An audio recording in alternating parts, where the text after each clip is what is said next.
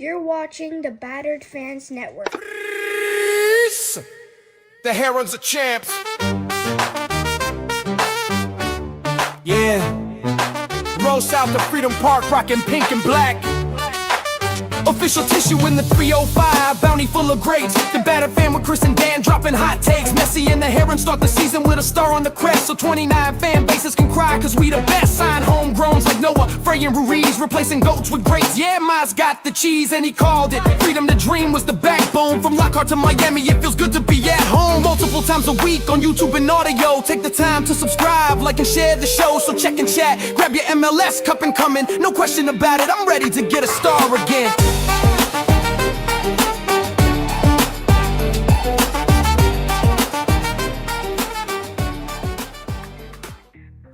No question about it. I am ready to get hurt again. Chris, the Herons are back. Welcome, everybody, to episode number 531 of the Battered Herons podcast. I am your host, Daniel Granada, and alongside me, as always, Mr. KBD. How are you doing, sir? Oh, no. Is he frozen? No, your mic is off. That's what's going on. Great start. This is another trap game, Danny. I feel it in my bones. I feel it in my veins. This is not good. Remember, I've always told you, Toronto's a team. Yeah. Oh, that's what I was about to say. Because I know. Remember, they were the first team that I said were a team. That was the original team, right? Where we kind of lamented and felt bad for Sean Johnson last year. Yes. Yeah. So we are playing Sean Johnson is on Saturday. All kinds of depressed for playing with them.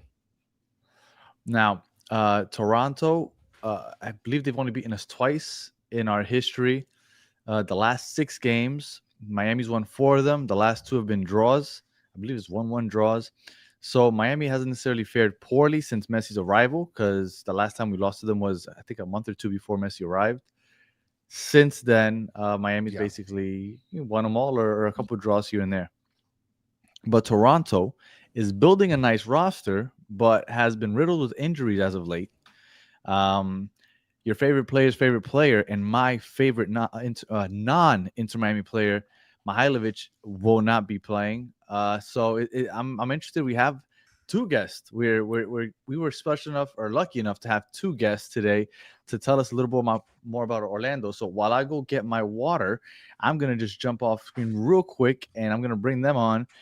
Sean and Noel, how you guys doing? And Hey, Sean how's it going? and Noel joining us from TFC Unplugged. Guys, thank you guys so much for joining. Starting off with you, Sean, how are you doing? I'm recovering. As Noah and I had mentioned, we had our version of the U.S. Open Cup, the Canadian Championship last night, which we embarrassingly lost, and the fan base is quite frustrated, as we should be. You guys understand what it means to demand excellence, and we've been there, and it's been a long time. And what about you, Noel? I mean, are you feeling the same here? Because like Ottawa was the team that I remember they were facing Nashville a couple weeks ago, if my memory serves me correct. That's right. They were. Again, they were out. Like, I think Nashville battered them, right? But at the end of the day, like, we should have battered them. But we played the B team last night. And you know what they say, when you screw around, you get found out. And we got found out last night in a pretty ugly fashion. And yeah, so today I think all our podcasts have been live, have been angry and frustrated. And our fan base is a little bit unhappy today. Let's put it that way. Well, and just so for the people that don't follow what's happening in the Canadian Championships. So Rico de la Vega is asking, who did Toronto lose to yesterday? They lost to Ottawa 3-1. And I guess this was, what was it? The first round, guys? Yeah, preliminary round. Yeah. So it's not even like one of the good rounds. It's like the first round. So it's like... Yeah. Now, I'm not trying to defend the club in any way. They played like majority of the team was the academy, TFC 2. However, you still Yeah, had some veterans on the roster that should show some leadership, and we were yeah. up 1-0. They scored all 3 goals in the second half. So, yeah. Wow. So that does mean a little something, I guess. And look, Mike V saying one time, 2 times saying Ottawa is a team. I mean, they can also be a team. That's for you, Kenty, and you're wondering who it is. They're a team, and I remember they were going to play. They played against Nashville, and they got stomped out really by Nashville. I think it was in the CCC in the first round. Yeah. But I guess it's a little surprising to see sort of Toronto fall so early in sort of that setting in that sort of tournament. It's weird to see what's going on in Toronto. Like, can you guys give me sort of I guess a perspective of what's happened since sort of last year, just quickly up until now? There's been a little bit of a change in terms of management, in terms of some players. Like, just real quickly, just sort of brief us on what's happened. You know what? The easiest way to say it is we got rid of the Italians. We brought in obviously Josh Sargent. You guys all should know. We have Mihailovic Yes. already from the end of last season. So, there are some really Great player. good pieces we brought in. But the problem is we are cursed. We have, if you watch wrestling, I think Danhausen's put us on a curse. But at the end of the day, like right now, we've got 10 out injured. And it's just a case of 11 now. There's 11 now. Thanks, Sean, just depressing me even more. So we have Can't 11 forget. out injured. So it's a makeshift team, and we got Zimmerman back last night. We took him out, and then we conceded 3 goals. So it tells you kind of our luck at the moment. But I think the biggest thing for us is we're a massive changeover in the playing staff again, which has been reoccurring for the last 5 years, and that's the problem. We always seem to be having player turnover, and once again, it seems to be a constant issue with players never being fit and available. So if you look at our starting 11 on paper, it's actually pretty decent, and it actually would put us in quite a good position within the league. But the problem is they're not fit. They're all on the sidelines. Like, we're not going to get anybody back now until after the World Cup. So that's where we're at, really. Say this. And Sean, Don't I ask have a me- quick question because go ahead, Yeah. Sean. I'll just quickly say, don't ask me how we were able to draw San Jose this past weekend, because essentially we played like we had 10 out that game. So I don't know what to tell you come Saturday if you do ask. Well, and I'll tell you, listen, I'm not gonna sit here like Danny last week where he thought we were gonna kill Orlando, and we ended up losing our first ever game in our brand new stadium to Orlando, who is a complete rolling dumpster fire down the street.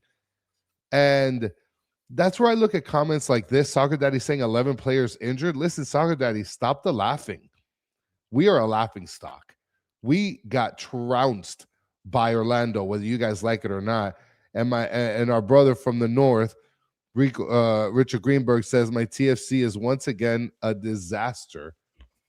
And Mike V is calling a hat trick for Sargent. Like, Sean, you mentioned 11 players. Is Sargent one of the 11 players that's possibly going to be out, or is he okay for now? No, he's listed as questionable as of today. Yeah. Which we'll see.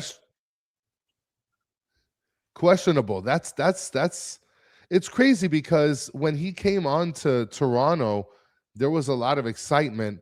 What was the sort of buzz around the Toronto FC fan base in terms of like what he was going to bring? It's like what Danny said, Mihailovic, he's fantastic. When we were watching him last year, I believe with Colorado, and we automatically thought you put those 2 players and it's going to be great for you guys. Like, what's the buzz been around Sargent? And I guess maybe there's a high anticipation to wait for Mihailovic. Yeah, you know what? I think that's Mihailovic is is not going to be back until after the World Cup. So we knew that like 3 weeks ago. And to be honest, the minute Mihailovic went out, he's the glue that stitched everything together, right? So from an attacking standpoint, that's kind of where it's been, right? He's been the glue that really has kind of gelled it. So then when Sargent came in, the expectations were like, okay, we've got Mihailovic, you've got a guy that can provide the ammunition, and we just need a guy that can score goals, which has been since Josie left, in 2020. We haven't really had that person that's in the box that can be a threat. And we only had, maybe 2.5 games with Mihailovic, with Sargent. There was 1 goal and like 1 And assist. they didn't even play together often. That's it, yeah. Like when one came off, the other one comes on, and it's like, I want to see both of these guys together. And you guys are sitting on Robin 8th place. Fraser special. That's what Robin Fraser does. He makes the wrong decisions at the wrong time. And I think last night, because it was quite a quiet crowd in BMO Field, you got Sean yelling to Robin Fraser to make his substitutes. And even the players warming up in front of us heard exactly what Sean felt about the situation and what he felt about Robin Fraser, which we're all getting frustrated with him and his style and his tactics, right? So it's a little frustrating right now. And I mean, I don't know if you have anything to add to that, Sean, in terms of like, I guess the expectations of Sargent or anything like that. At this point, there is no expectations. It's just, I've kind of looked at this season as 2 seasons in one. You have the pre-World Cup and post-World Cup.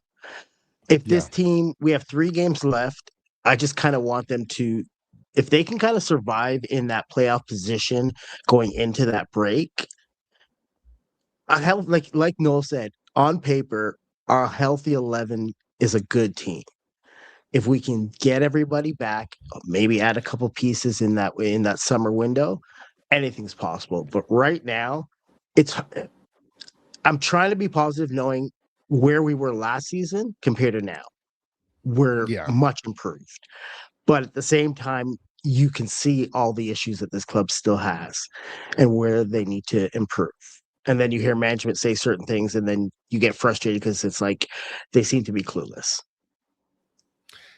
And by the way, I guess before I jump into the next sort of, I guess, angle I want to take with kind of looking at Toronto, I brought up this comment especially for you, Sean, because Sean Callahan here, he watches us all the time, says outside of being a TFC fan, at least Sean spells his name correct. We've had the Sean versus Sean argument here many times. And the good I am old also Irish in agreement. way. This is the good old Irish way, okay? Yes. I'm not Irish, but I know this is it. Listen, I'm a huge fan of the SE instead of the SH. 1000%. 1000%. Thank you. Now, obviously, with a couple changes, I guess, with players and coaching especially, what is it exactly that you guys are doing now that's, I mean, is it still somewhat the same? Is it different? Like, what kind of tactics or formation are you guys typically rolling out when you get to games? You know what it is this year. I don't know. Since we have to mention it, like the signing of Shallowy from was it Real Salt Lake? Yeah, or Kansas City, I think. Was it somewhere Kansas in the City? West? Anyway, it was he has been fantastic, right? So it was Sporting KC. Sporting KC, that's it. He has been fantastic. He's been as good as a DP for us this year, and I think that's nice. And I think that's the difference. We still play the same way we played last year, but the thing is, last year our wingers weren't great. Like, our least favorite player is Derek Etienne Jr. because he does nothing. When he was on the wing line, crazy. We got no production. So we had, I think he's 5 goals, 6 assists and one of those assists came last night. In 48 games or something like that. So he doesn't have no production. This year, I think you're seeing when we're playing this Robin Fraser system, that the wingers are actually now getting into the box and getting it. And Shallowy's the leader of that. We had Theo Corbeneau last year on loan from Granada. We made that deal permanent. And the minute we signed him permanently, he got injured and we haven't seen him since. So it's just when we get wide and put the balls into the box, that's where Sargent's supposed to be and Mihailovic is supposed to be. But we're not really doing that, right? So that's where we are. We're a lot more effective on the counter this year because we actually do have a little bit of pace, which, coming into this game, I can see is we're going to sit back and Miami's just going to have the ball. And I think we're going to try and counterattack. That's what they're going to try and do, even at home, because I think they can get Shallowy. They rested him yesterday. I think they can get Shallowy in behind. I don't want to bring up the Orlando game for you, but former TFC player Spicer, who Sean was gutted the day he left, had a bit of a day last week, right? And I think that's his second time he scored on you guys. It's he was our only pace last year. I just want to stress that he was our only pace last year, and he did cause you guys some pain in that 1-1 draw as well. So that's the plan. I think we're going to play on the counter tomorrow on Saturday. I think it's inevitable. I think you're going to have the ball, and we're going to try and pick you off on the counter. And with a depleted roster, like we don't even know for sure between now and Saturday who's going to be available, if there's going to be anyone else missing, right? Because like I said, we know we lost another defender this past weekend, so we're kind of thin. He did rest both of our main two center backs, so they each played a half last night. So assuming by Saturday they'll both be good to go. And that's kind of where, like, when we have at least Zimmerman back there, he kind of gives us a little bit of security and his veteran presence and leadership really, like Noel said, you took him out in the halftime. We like the young replacement that went in there, but he doesn't have that experience, that leadership role yet. And that's when you pull out a Zimmerman type and an Osorio at the same time, which made no sense. You're asking for it, right? Yeah. So we'll see. Well, and just I want to mention something here, because the thing is, when I looked back at some of the games for Toronto, that's why I asked kind of what strategy or formation you guys run, because you guys ran a 4-3-3, a 5-3-2. I saw at some point earlier in the season it was like a 3-4-3, 3-4-2-1. I mean, it seems like it's been all over the place. And I was going to ask a question about Osorio, because if there's one sort of shining light, I guess, that I could say from Toronto's past, right, from this big change, was Osorio. Like, has he been panning out pretty positively for you guys this season, or has it just been, he's okay?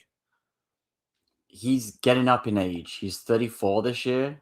He's been decent. Like, and I'm pretty critical. I am pretty critical of him. I'm critical of his leadership, but I think he's been putting in a shift, and I think he's got the third highest amount of distance covered in the league or something stupid like that. So he's doing his job, but I think the problem is our midfield, it lacks, when you've got no Mihailovic there, it lacks something. It lacks quality. Cifuentes has come in and been very good. But again, he's out injured. So it's this is the thing, is Osorio's been good, but when he's got the other pieces around him, he's better. And we knew that when Michael Bradley was next to him. We knew that when you had guys like Victor Vasquez in front of him, like he can, when the pressure's not on him, he's decent. And just to refer back to the formation, the problem is we have been getting behind in games. So we've been throwing the kitchen sink at everybody to get It's just things. fluid. So the formation is just all over the place, but we seem to give teams 2-goal leads, and then we decide to wake up, right? So then it's just one of those, we're going to go hell for leather, and it's the old-fashioned slobber knocker. That's kind of what we've turned into, a track meet kind of result every week. And it's just like, as I said earlier, we when it was 3-3 the other week, we're treating it like a victory because we were 3-1 down and we looked terrible. And Gavrin's game tying goal was just like, one for the ages, right? So you can't goalkeeper scoring. First of all, just for your fan base, you guys have to understand, we're in the supporters section, and when that goal happened, Nolan and I usually were standing next to each other, but I had went to the washroom and then I stayed near the step where the steps are. Noah leaped from halfway across, flew to just like celebrate with me, like it was just one of those memorable moments. And so I don't know what to expect. I actually think it might be a decent game, which will be good for the casual fan and for Yeah. those that like action, that like spice. It's not going to be boring. Yeah. It's not going to be a 0-0 draw. I think it's going to That's be good. That's what 4-4. Oh, okay. Wait, we're not at the predictions just yet. No, don't burst the bubble just yet here. But we're gonna get to that. And I love those kind of games and that kind of prediction. That's why Danny's not here right now. I wanted to bring up a couple comments real quick. Amy, shout out to you. I saw your message earlier, but it just escaped me. Shout out to Laura, Amy's mom. Happy birthday. Happy birthday. And, Happy birthday. and to many more for Laura, Amy's mom. And she shares her birthday in the same month that I share my birthdays. So double time happy birthday for her. And I just wanted to bring up another comment here. Our coach or our manager, Guillermo Hoyos, a lot of people don't think his head's in the game, and he looks kind of like a used car salesman. So Mike V is saying Hoyos' head won't be in it this weekend. He fell 2 cars short of his quota last month at Kendall Toyota. And somebody else, I love these comments. They're just so amazing. And here's another one from Mike V. Hoyos doesn't prepare or watch film. He's too busy at Ocean Mazda scamming kids into buying 150,000-mile Mazda 3s.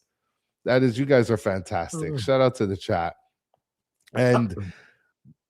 But now enough of the joking. If you guys can be able to give me 2 players that are not really necessarily household names, so not like a Sargent or anything like that, but 2 players that you think maybe we should watch out for, that are kind of under the radar, nobody really knows about them, just 2 players that you think are going to be like, wow, those guys are good. You know what? There's a couple. Sean, do you want to go, or do you want me to do? Well, I think we'll both agree. Why don't you each? I think it's going to be Malik. Why don't Henry. you each give me one of each? I want one of each. All right, I know Sean's going to go with Malik Henry, so I will start with Don Louis. Yeah, he's the young centre back. We got him from Arsenal's academy. Looks very solid. He had a bit of a mare last night, so that wasn't the greatest night for him, but I think he's got the ability, right? And I think next to Zimmerman, he's looked really good, because I think, he's a young lad. He had a bad injury last year. He's just coming back, and I think he's going to be a real solid player for us going forward. I think he is a long-term future, and, I think he's definitely somebody to keep an eye on. And what about you, Sean?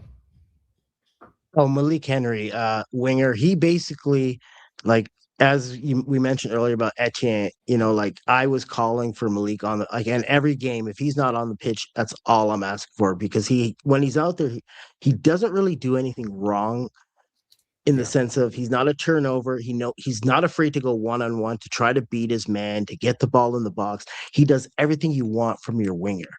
Yet some games he's not on the pitch, which, again, like, he provides more in excitement in the attack, what you asked for, than Etienne. And as of late, during regular season games, he has started over Etienne, deservedly so. Well, and he's a super, from what I remember seeing him in highlights, he's a super pacey player. Like, those kind of players are problematic against Inter Miami, because they turn the counter real quick. And I don't know if you've been watching any Inter Miami FC highlights. Our center backs are literally practicing to become our top strikers, because our strikers are not doing any good. So they're literally pushing up so high that they're leaving a ton of green land in between themselves and Dane St. Clair. So I think that if there's any game that pacey players can be able to make a big difference, it's probably going to be this game. Yeah, that's the Shalawi thing, right? I think he's the one that you were probably the most nervous of this weekend, because I think he has been lights out. He's quick. He's very good with the ball. And he's just, he's been unbelievable. Like, he's carried this team for most of the most of the injuries and all the things that's happened with the team, Shallowy's the guy that's just been, and if you saw that, I don't know if you saw it the other day, but the San Jose game where he thought he scored, if we had goal line technology, he would have had 2 games and the match winner, right? So still an absolute travesty that was not called a goal. But at the end of the day, it was it's one man, and he's the guy that can get in behind. And like Sean said, that Malik Henry's another one. He's small, he's diminutive, he's got a very low center of gravity, and he's good with the ball. I think that's I think, and don't get me wrong, we all watched the Inter Miami Orlando game because everyone's got, we've got one eye on it. And you guys have got Dane St. Clair too, which, a Canadian boy. So I have to ask Chris, and this is, I want to know what your fan base thinks of Dane St. Clair, because he's had a rough start. And there's a lot of conversation from a Canadian standpoint with, him and who you guys played on this past weekend in Maxime Claypole, those two battling out for Canada's #1 spot. But what do you think of Dane so far? So what a coincidence that you asked that question, because Danny just appeared out of nowhere, because he probably doesn't want me to answer that question. You're on mute, by the way, my friend. Had to go down to the water wells of Argentina to grab that water. No, actually, miraculously showed up to discuss goalies. What do you think, Danny, of your favorite goalie of all time, Dane St. Clair, the greatest goalie ever to goalie a goal ever? So I'll explain real quick why it took so long. My daughter randomly woke up, and I don't know if it was sleep paralysis or what, but she was just sitting up, awake but asleep. So my wife was freaking out, so I had to go assist her with that. But she's back down and she's sleeping. Yeah, so that's what I was doing for the last couple minutes. But great timing on getting back on, because this is a constant debate here on this show. Is St. Clair. Now, when we first got St. Clair, I was the one that was telling people not to get too excited.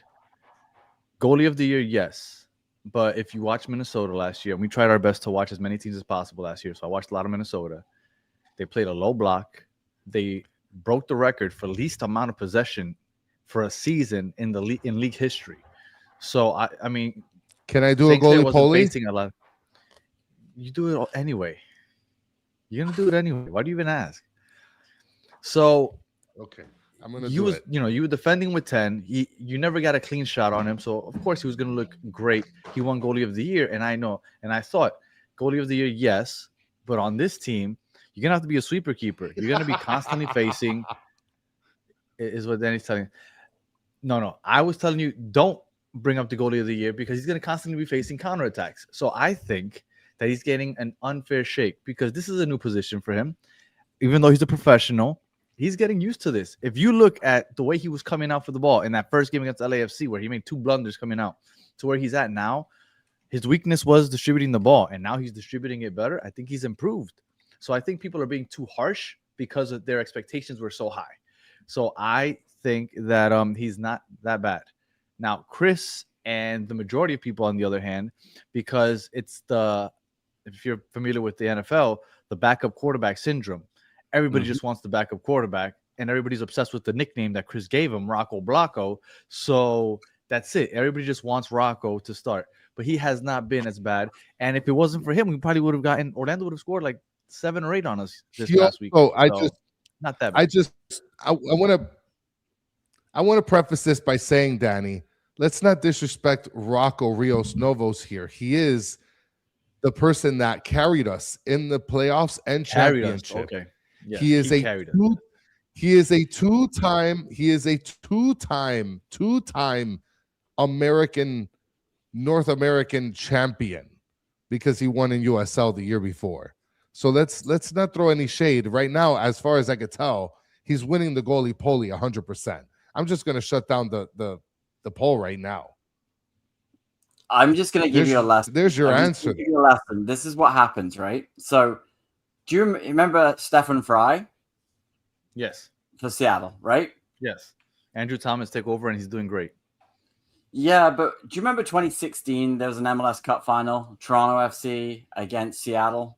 Yeah. Who was the man of the match? Stefan Fry. why was he man of the match? Because we let him go because we didn't think he was good enough and we didn't give him time to develop as a goalkeeper. And that haunted us for 5 years. Even in the 2017 final, like he was standing on his head to keep us out. I think there's a lesson with goalkeepers, and we've got the same because we obviously had Sean Johnson last year, who was, he had a rough start to last year, but he finished the year like outstanding, like amazing. Sean Johnson was last year. Now he's in DC with Alex Bono, which is a bit of a weird. How did they end up with both our ex-goalkeepers in one go? But at the end of the day, like you've got guys like Gavin in Toronto's net that, they need time, and goalkeepers, they get better with age. You've got to let Dane Sinclair's still a young buck, right? And he's just going to get better and better. You don't want to send him out and start losing him because, as you pointed out, he's going to get better in your system and in the way you play. I think he is the better natural keeper of all those ones that you mentioned. But the only thing I would say is Pantomis is available free in December. Just putting that out there. And just so you're aware, Rocco Blanco, if you're not too familiar with him, he's like 5 foot flat. Like that's another reason why people don't want him there. What does that have anything to do with anything? He's also like only has 2 losses ever in Inter Miami history. He is one of the greatest goalies per capita of all time for Inter Miami history. All right. Let's get back to Toronto. Go ahead, Sean. No, go ahead, Sean. I'll just say this on Dane. Dane was known as a shot stopper. As you mentioned, his distribution skills was never really, top level. And yes, he's somewhat young, mid-20s, or closer to 30 at this stage. But I think one of the issues with North American keepers is they never really get the proper youth development as, say, if Dane had grown up in Europe, his weaknesses would have been developed a lot earlier in his early 20s because his shot stopping skills would have gotten to a certain level. And then that's when they would have said, okay, if you want to make it to the next step, this is how you work on your game. Here, he's relied for longer than probably should have, his ability to make those massive saves. And he's been more exposed with areas that he really needs to improve on because, as it stands, he's Canada's #1. And I have to, I like him. I think he has more upside than Crépeau. However, Crépeau usually steps up on those big games. But Crépeau's had a rough year so far with Orlando. Yeah, but he's had a couple good games too, though. Yeah. Well, no, he had a good first half for sure. He's been, yeah. Now, just real quick, you asked about St. Clair's age, and I looked it up. So, fun fact here that if you wouldn't have said that, you probably not would have found out. So he's 28 years old. He turns 29 on Saturday. Oh, there you go. So he's gonna celebrate his 29th birthday in Canada. There you go. So get ready. At home. Well, that's the thing is he's gonna have family there. There's gonna be that pressure of playing at home. So we'll see. Does he step up, or does that feeling the need to try to step up because he's at home? Does that overwhelm him? He's gonna have a great birthday, clean sheet, and he's gonna flick off the camera, and that's gonna be directed at you, Chris. Just so you know. All right, please. All right. So, all right. I don't know where you guys were, but coincidentally, I jumped on right when the golden conversation was going. So that's quite a coincidence. Yeah, it is a coincidence, and it's a beautiful thing. And I was just gonna ask them if they're degenerate gamblers. No, we don't gamble. So, no. Well, let's just say, hypothetically, hypothetically, you're a degenerate gambler, and you put some money on Inter Miami, and you put the house on Inter Miami that signed out the whole house behind you and everything goes. Yes. And on top of that, you're kind of nervous about this bet that you made because you just put the house, you put the jersey on it. You also had to buy a car from Guillermo Hoyos in order to have immediate access to him. So you finally get access to him at Toronto Stadium, and you scream at him from down the hallway, this is how you beat Toronto to secure your bet. What are you telling him? Just go after him early, aggressive. Start, yeah. You've got it. That's it. The problem is for us, we've been playing these 1 o'clock games, and they look like we've been asleep. Did you guys have that conversation already? Why is every game a No, 1 o'clock game for you guys? Because they thought it was going to be, the weather was going to be so cold. It's the peakiest, warmest part of the day is that 12 to 1. So we've played every game at 1 o'clock, which we're all fed up of because it's like I leave my house at 10:30 in the morning to get to the stadium. Like, it's just ridiculous. I'm like still drinking coffee. Like, it's just a pain. So we're used to here in the States for the NFL. The team's not done nothing. The first half is we have literally done nothing in the first half for every game. That's why when the San Jose game and Shallowy scored after 2 minutes, we're all like, what? I literally just sat down in my seat with my coffee and bang, Shallowy scored. So we're like, what? We've started early because it's been a shock. These 1 o'clock games, and this is our, was it 9th game in a row at home so far this year. And every one of these 1 o'clock games, the first half has been utter garbage. So if Inter Miami wants to get at TFC, they just start. And if you can score 2 goals in the first 45 minutes or 3 goals in the first 45 minutes, it's over. Well, that's what you would think. But then we got destroyed by Orlando this past week, and we scored pretty early. So I don't know. I mean, hopefully that happens. But at the same time, I'm restricting myself. Since Hoyo's taken over, we've been outplayed every second half of the 4 games he's been here. The other team makes halftime adjustments, and he does not. We've been outshot. We've been outperformed. XG is higher for the opposing team. And even with the Orlando game, where you see Orlando's kind of has the momentum going, it goes from 3-1 to 3-2, where they tie the game. He just keeps going at it. Some people like that he's very direct and he's being very aggressive, going for the goal, trying to outscore the other team. But you leave yourself very susceptible to the counter. And when you're creating more opportunities, but those opportunities are landing at how do I say it in a nice way? A DP that should not be playing in this league, Berterame.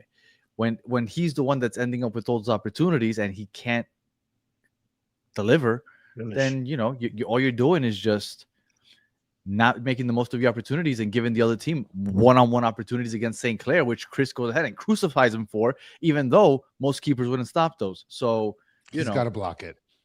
Okay. Yeah, I'm sure Rocco with his 5-foot wingspan would block it.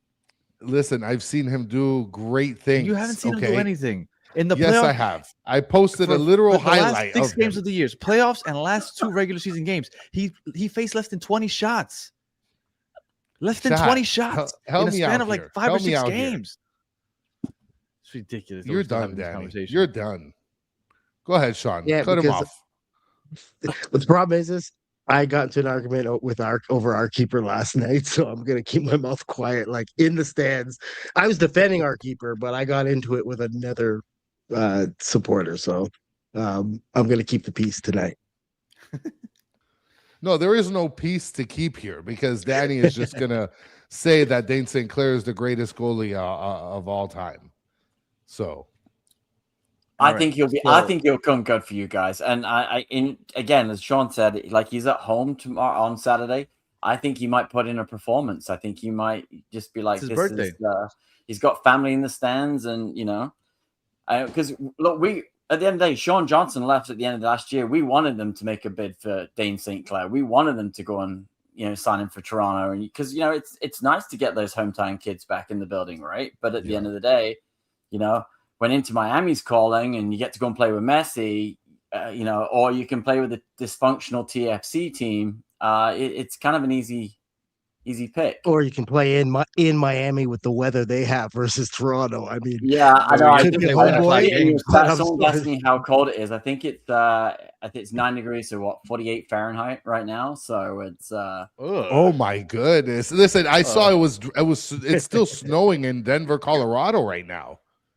Oh like there's still snow going on, so that's insane. Well, they're calling for quite a bit of rain on Saturday, so just as an FYI. Oh, geez. Well, it's a 1 o'clock game, so it won't be too bad. What's the weather going to be like around 1 o'clock? About that. That's the it'll be around 50 maybe if you're lucky. Yeah. Well, we had the coldest winter going. Like it's This past brutal. Monday was beautiful here. Like t-shirt, you saw people walking around in shorts, and then the following day, it just like, like it's That's Canada. crazy.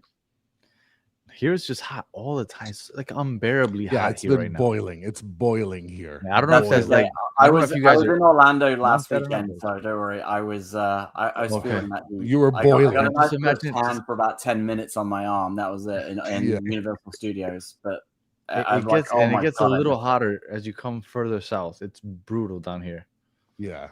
And it's only April. Oh, no, it's May now. All right. So I guess we've gotten to the point where we have the predictions. So as always, we let our guests go first. Now, I don't know which one of you guys want to go first, though, Sean or Noel. You know what? I already said it earlier. I think it's going to be like 4-4. I think this is going to be a helter-skelter game. I think it's going to be hell for leather. I think you guys are going to go up 3-1. We're going to pull it back to 3-3. Messi's going to score, make it 4-3. And then I think there's going to be some sort of calamity own goal or something disastrous to make it 4-4, and everyone's happy, right? That's the way I think it's going to go. I'm not as positive in the sense of I don't see us getting a draw. I think we're losing, but I think it'll still be there's gonna be goals. Both teams are gonna pop in some goals. I'm going 3-2 for Inter Miami. We Are just you guys going to be we're down so 10 players again? yeah. Well, 11 now. So you 11. missed that conversation. It's jumped up one. Yeah. 11. No, you guys, no way. You guys are just going forward with 11. Is Shallowy going to play? Shallowy's playing. Shallowy's playing. Yeah. But here, remember, we just drew San Jose somehow, right? Like on paper, that should have been. You should have won. Yeah, we should have won that one. We should have won that. That Between clearance, the handball that wasn't given and the goal line clearance that wasn't given because we're all too cheap apparently to have goal line technology in MLS. Yeah, that would have been good. But still, that was such a beauty. We should have won that game, but we don't know how. We were there, like we don't know how we got a draw. I mean, it's for San Jose technically, and their internal clock. It was like 10 a.m. when they're playing. Yeah. So I think that maybe that's the only worry for you guys is if you say your team right now is more of a first half team than a second half team, and if they're not ready for that early kickoff, then I don't know what to tell you guys. But I still think you guys have just more firepower. And that's something we're lacking at the moment. All right, Chris, you want to go first, or you want me to go first? First of all, I want to go ahead and do some quick math here. Go ahead and go first, Danny. Go ahead and go first. All right. So because you guys are down 11 players, and because we only don't win when we're playing at home, otherwise we win. We have 4 draws all year. 3 of them have been at New Stadium. We have 2 losses all year. 1 of them was at New Stadium. And on the road, we've won all our games on the road, and that's just how we do. And because of all the injuries, I'm going to say Miami wins. And because it's Dane St. Clair's birthday, he's going to get us a clean sheet. I'm going to say 3-0. I mean, who cares about that? His birthday? Like, get out of here. Like, listen, we got Heat 23 saying 305 to 0 Inter Miami wins. That means that they would have to average 3.38 goals per minute in order to score 305 goals. So usually Mike V is the one that comes in with the really outlandish predictions. Danny, I'm sorry, but I'm going to predict a 2-2 tie. And if we tie, you're kissing sisters? Yes, yes, I am. Yes. And I'm going to predict that tie. I'm going to go with a 2-2. And first of all, if it's a tie or a loss against Toronto and we're allowing more than 1 goal, Dane St. Clair needs to for sure hit the bench. I'm predicting a 2-2 tie. To be fair, I am going strictly off of the birthday aspect of the clean sheet because in all reality, with that high line and what we're playing, what you saw against Orlando is what we see every week. It's just constant counterattacks, 2-on-2s, 1-on-1s. And then our center backs, they have no sense of marking. They're constantly marking the same players and let somebody just run off open. So get ready because I think you're going to be, if you haven't watched them on a regular basis, you're going to be surprised at how bad this thing looks. It looks a lot worse than what people are saying. defensively at least. Yeah, I've mainly seen highlights, so you guys have been spared some of the probably more stressful moments. Yeah, it's been rough. I don't All know. right, I hope it's like that Orlando game last week because that was a banger. I was watching that. I thought that one was awesome. If you can't tell, Noah loves high scoring, back and forth. It's when your team is usually garbage, when you at least see a game like that, it gives you Yeah, something for to, sure. to enjoy. Absolutely. No, I could definitely see that. We've this Inter Miami thing has been nice for the last couple of years, but to start off those first 3 years were kind of brutal. So we know. It's the hangover when you win. That's the problem, right? We found that out in 2018. It's the you get a hangover from it, right? And the players get a little bit of a hangover from it. It takes a while to kick that off, right? So that's kind of what happened to us. 2018, we were hot garbage. 2019, we're back in MLS Cup final, right? Because everyone got their crap together. But it's what happens, right? Is Jarenko back? I kind of still wish we kept Yeah, go ahead. Is Jarenko back in your? He's an ambassador on for the club. backroom staff now. He's on the recruitment. Yeah, he's on the recruitment team. I think there's Josie will be there this weekend, right? I think. Okay. Yes. As a special guest, so we're rolling out. He's going to be He's going to be honored by the supporters. They have a section for what they call Legends Row, so it's Josie's time to get his flowers. Chris, I know you're going to ask one question, but let me just ask one last one, and it'll be the last one. Sure. Chris and I, we do a battered soccer show. We cover all the teams and all the games. So I try my best to watch all the games, if not live, the highlights at least. One thing that stood out to me about Toronto is how poorly attended they've been. Is there something to that? Because it's been really like them and Dallas. And Dallas is unexplainable because there's under construction. That whole backside is closed off. Toronto, of all the stadiums that are, at least I believe they're fully open, it's looked the worst all year long. So tomorrow or Saturday, it's going to look full because obviously the World Cup, the World Cup's coming. So we've got, I think somebody called it the Lego set in the chat there, which made me chuckle a while ago. It does look like a Lego set. God help anybody that sits in that top row because, man, you've got some balls to sit up there because it does not look like a fun place to sit and watch a game. Me and Sean are in row 1 and 2, so nice. We're okay with that. But it's going to be a full stadium because obviously the Messi draw. It's going to be we're going to get a lot of tourists. But what you're seeing is our attendance is down almost 10K this year because we are and have been. Even when we were hot garbage, we've always been in the top 5 of attendance in MLS. The problem is they cranked our season ticket prices by 30% last season. When you're finishing bottom for, we're what, 26th, 24th, 29th, 28th in the league in the last 5 years, and they cranked your season tickets 30%, and we scored, 17 goals at home last year? Like, you're watching garbage football. You're not winning. You're getting pumped by teams that you shouldn't get pumped by. And the club's taken less and less. They've taken more and more things away from us, even as supporters. We don't get the same things we used to get. So the attendance and the people's desire to keep watching this has just fallen off a cliff. We have a show. We just recently did a show about why the attendance is thin. The other part of it is the Apple deal.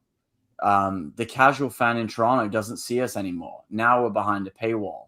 So you're not getting the casual fans coming to replace the season ticket holders or the diehard supporters or the crazies like us that turn up every week. Those are gone. They aren't coming. The other part of it is a summer game in Toronto is a fun place to go, right? We've got no summer games. We've got all our games are from February to actually the last home game is this Saturday against Miami. True. So you're taking away that atmosphere. So what you're going to do? You're going to go and watch the Blue Jays, right? They're on fire. They've had a great season last year. They're Toonie hot dogs are going so that a $2 hot dog right now. So everyone's packing that, and you can get tickets for $13. So even our women's basketball team is sold out for the season. their inaugural season, you can't get tickets for. Like, yeah, like TFC. The only thing is, there's probably around 3,000 to 5,000 fans that still have tickets, but just don't show up. Like that's another thing is you've got people that just don't show up, and because you can't. And then even at that sell point, your you can't even tickets. give the tickets. Yeah. Yeah, There was tickets available for last night's game for $4, and they still didn't sell out. Ooh, that's Wow, tough. that's really man. bad. yeah. People were That giving sucks. them away. Last Saturday, I was on a Reddit post, and there was like 40 free tickets. People were like, just take them, whatever. And that's like Yep. back when 2012, 2013, when we were the worst team in the league by a country mile. That's when Because you couldn't give. I think you guys are people- building something nice right now. Yeah. It's getting better, but I thing don't is, know if Well, it's gonna come look, back. you have Sargent, you have Osorio, you have Cifuentes, you have Shallowy. If all of those guys are on there healthy and playing at the same time, I think you guys that's a nice little core to start in the attack at least. Yeah, I think we feel that way too, but the fact is everyone's a little bit of they've got TFC fatigue. They're just tired of watching us lose, and then again, you lost last night to an Ottawa team that's like second from bottom in their league, Yeah, that's and right. we lost to them, right? It's just this, you're getting fatigue of, oh, they're gonna lose. Do you know what I mean? And at the end of the day, the guy that runs I'm laughing because someone's got the Maple Leafs getting the #1 pick in the draft. Yesterday, yes, congrats. Yeah, it's but again, it's the same We're gonna guy screw that it up runs the anyways. Leafs. Yeah, it's the They same got guy Austin that runs Matthews. the They hit Leafs with Austin that runs Matthews. TFC, and they're gonna balls it up. And the guys, he said our rebuild's over, and we lost to Ottawa last night, and we're all like, what is he on about? Like, is this guy drinking on the job? Like, come on, man. Like, take your time out. Yeah. Yeah. Now, and you think, most clubs would be like, yo, what's going on? They're such a money-making organization, they don't care. Right? If you like, look at like if you our look at our ownership financial group, numbers, spend. we're great. Our financial numbers are Yeah. great. It's terrifying. The Maple Leafs, they haven't won since 1967, and they sell out every game. They don't worry about it. They're Yeah. not bothered about winning, right? At the end of the day, even with TFC, they still make money. But TFC actually spends, which some MLS teams don't. So Yeah, at least you got that because in Miami, we got 100% raise in our season tickets when Messi arrives. 100%. I went from paying $480 to $1,000, like a little over 100%. Like it doubled, and it's gone up since the new stadium. They raised it a little more also. So it's complete in the span of 3 years. It surpassed inflation, but you have a product that you can be hopeful that they're gonna win. I understand why that's frustrating for you guys because they're doing it on the back of a really bad season. So I could definitely see where the frustration is. But congratulations to the Leafs for that #1 pick. Even though you say they're gonna mess it up, but that's still something. It's the Leafs. It's like It's the Leafs. I know they're like the Cleveland Browns of like how many picks they had. You know what I mean? No, they got. Did you not see the press conference the other day with the new hires that they hired? And some reporter asked a question about one of the hires if the president or the Keith Pelly did his due diligence, because apparently this guy's a douche, and everyone else in the league thinks like I wouldn't hire him, but Toronto for some reason like we'll take a chance on him. So there's no faith in this fan base. Rough. All right, Chris. But I'm how sorry, I can cut you you? off We like had 10 minutes ago. It's No, been I- since No, 1957. You can't have any hope. It's a hope that kills you as a Leaf fan. Look, I'm a Rangers fan. That's our TFC motto. It's the hope that kills you. Because I was making fun of the fact that our best our best MLS Super Draft pick is one of the best kickers in the NFL, right? So Is he?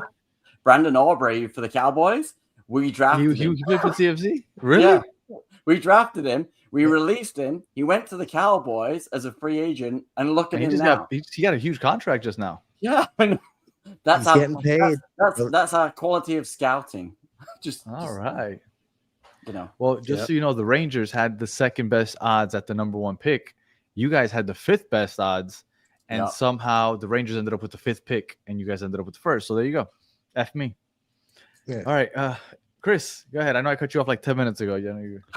No, I mean, I was just going to talk about Pozuelo, but you guys took the conversation organically somewhere else, and it fit well. I was just going to mention that I'm kind of sad that we didn't stay with Pozuelo, but I think if we would have stayed with him, we wouldn't have had Messi. So there's that. So we love Paz. Like he ended a bit weird. It finished weird with him because of the stuff off the field that was the issue.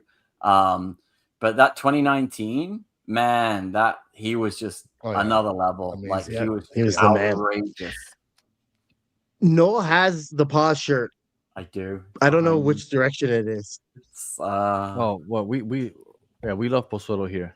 Accessorio, so he's this the other way.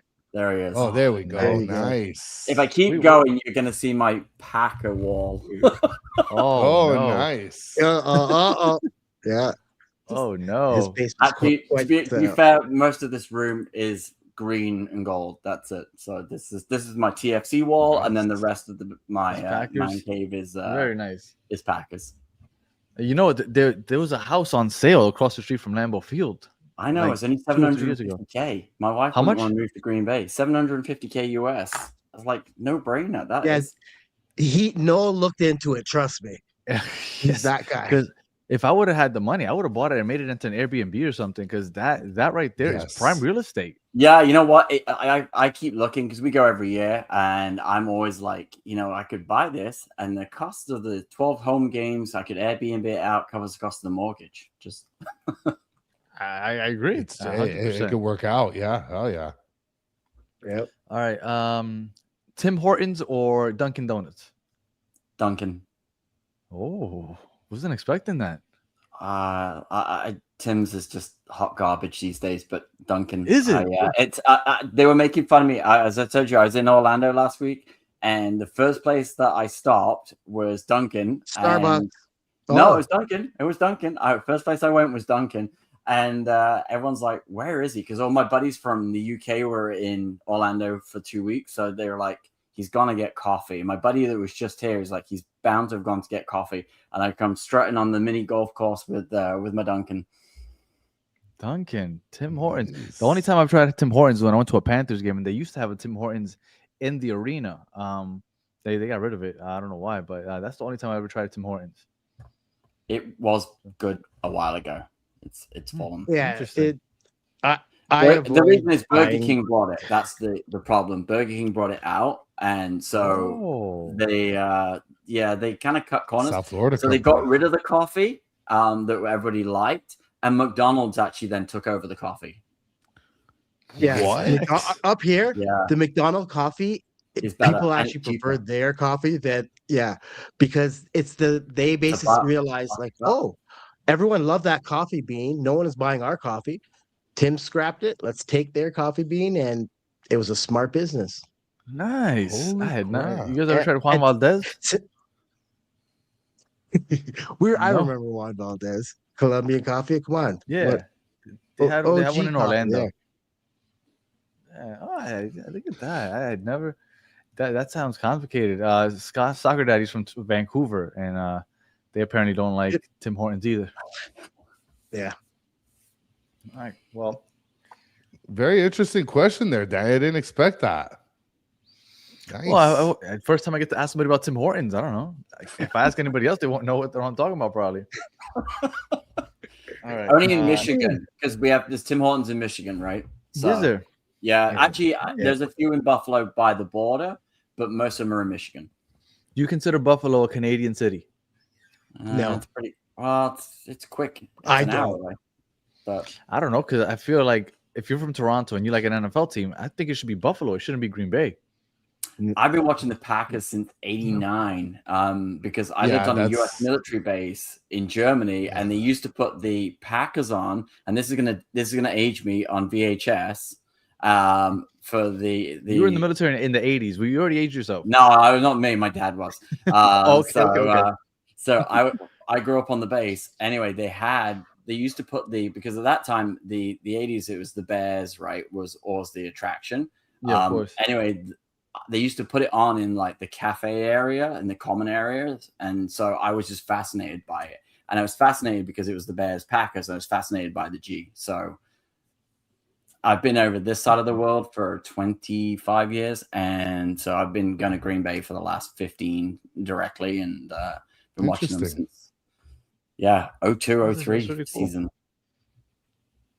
Yeah, I'm not Sean, I'm not really hardcore NFL fan. What's funny is I grew up playing tackle football, loved it.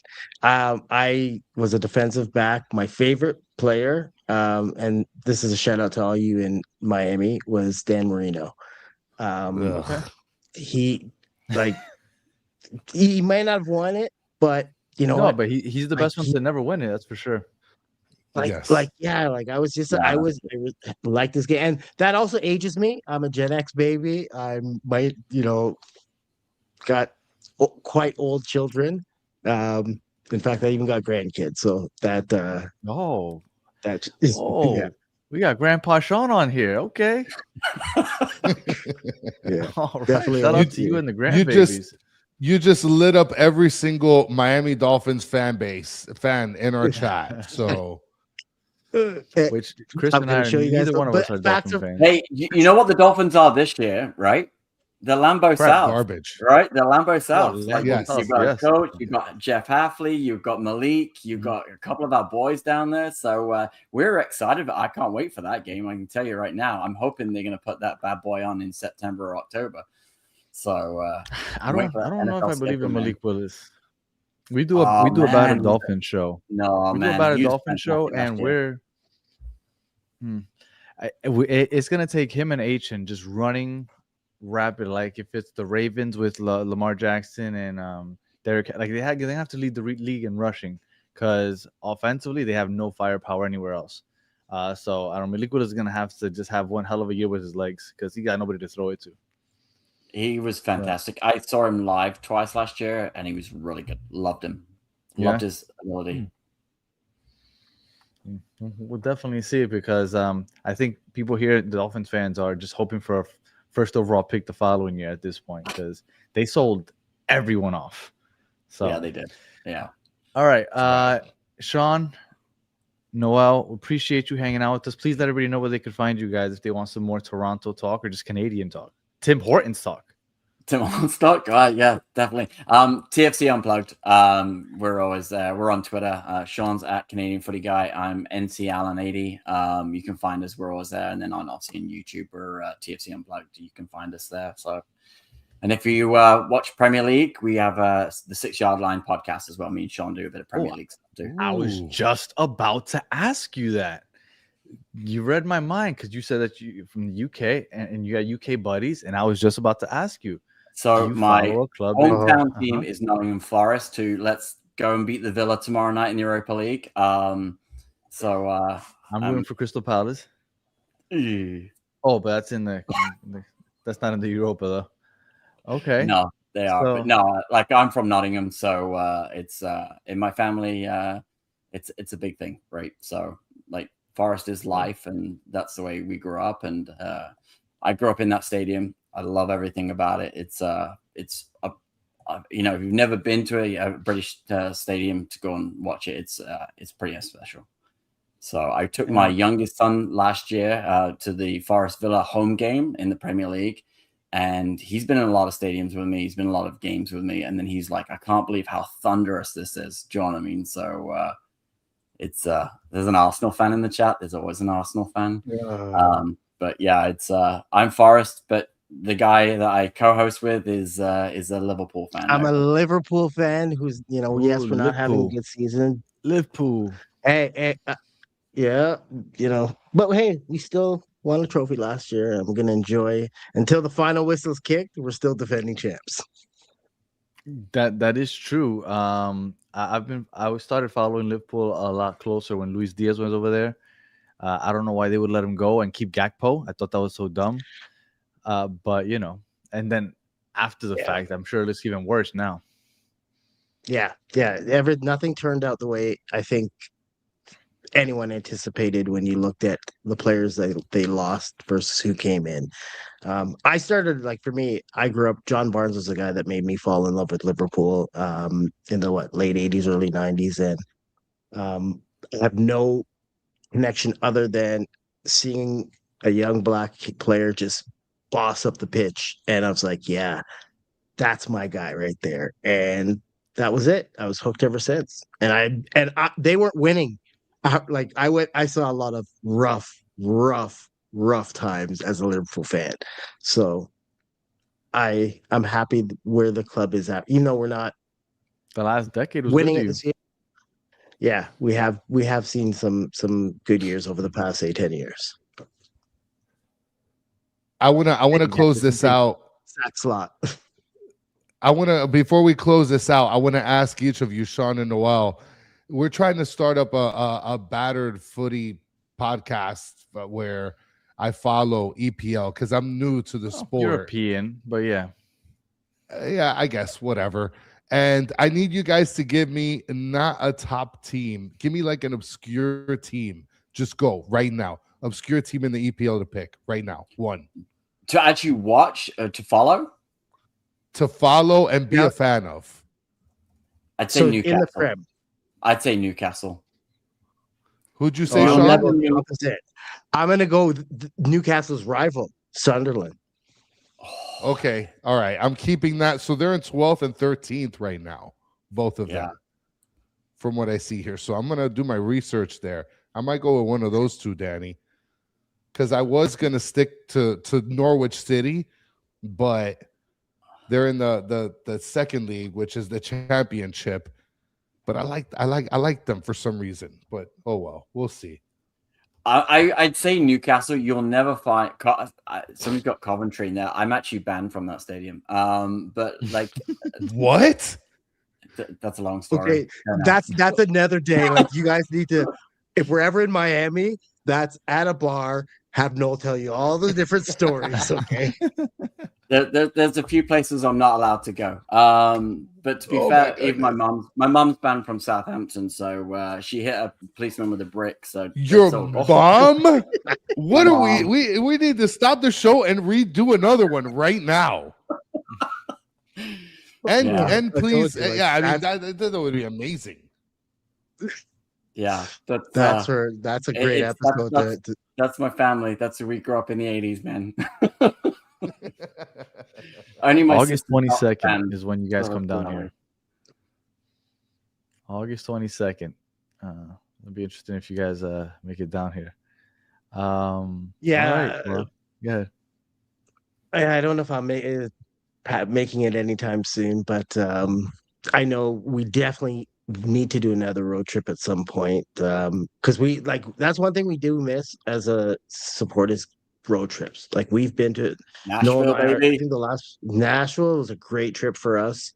We drove down there from Toronto because Noel's crazy like that, and he wanted to drive.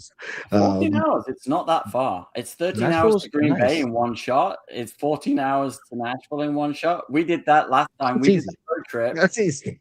I left my house at midnight. We got to Nashville at 5 p.m. We then dropped the bags at the hotel. We went out. I think we came home around 4 a.m. So straight through, man. Let's go. Yeah, that's how I like to travel. Also, me and Noel would get along. There you go. Just one shot, no hotels. I just make sure before I go anywhere is just check the weed laws so I know if I'm good or not.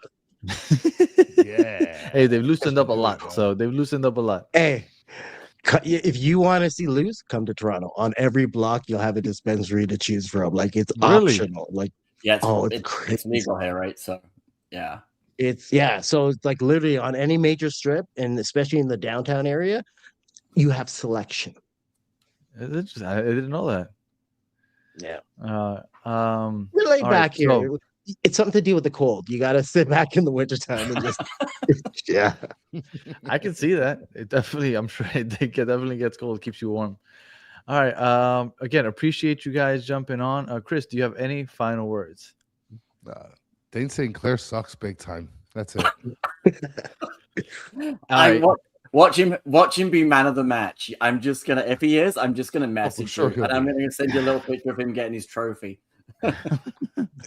Yeah. All right, Sean. 20 seconds or less. Mo Salah come to the MLS? No. I don't think so either. I think he goes to Saudi. It's right next to Yeah, Egypt. It yeah, makes I think sense. he's going to Saudi. Yeah. I've got a buddy from Saudi that's like, yeah, he's coming. They all know it. Yeah. Yeah. Yeah, that's what I feel. Okay. All right. Well, I appreciate you guys. Chris, I hate you. If you're in the chat, appreciate you guys hanging out with us for the last hour. Yeah, if you're listening on audio, appreciate you listening to the end. Please leave 5 stars and a comment. If you're watching on YouTube, like and subscribe. And we will be back on Saturday for the post game, an early post game, 3 o'clock in the afternoon, I guess is going to be. So make sure you join us for that. So until the next one, have a good one.